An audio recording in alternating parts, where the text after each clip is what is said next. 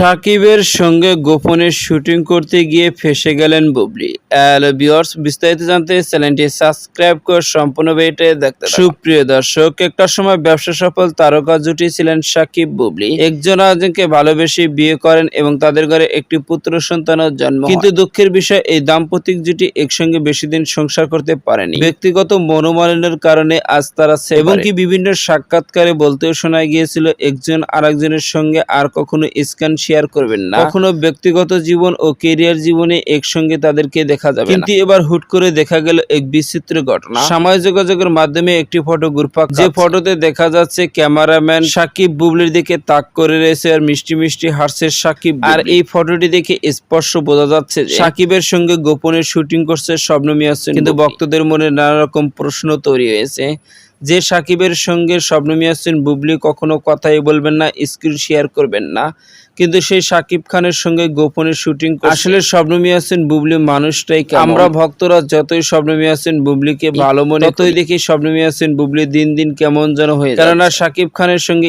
Screen share করবে এটা তো কখনো তিনি চান না, তাহলে গোপনে কিভাবে শুটিং করে, তাও আবার সাকিব খানের সঙ্গে। আর সেই কারণে তো ভক্তদের মন্তব্য রয়েছে সাকিব খানের সঙ্গে গোপনে শুটিং করতে গিয়ে ফেঁসে গিয়েছেন শবনম ইয়াসমিন বুবলি ভক্তদের কাছে। তো সুপ্রিয় দর্শক, ভিডিওটি আপনার কাছে ভালো লাগলে একটা লাইক দিন। নিত্য নতুন ভিডিও আপডেট পেতে চ্যানেলটি সাবস্ক্রাইব। অসংখ্য ধন্যবাদ।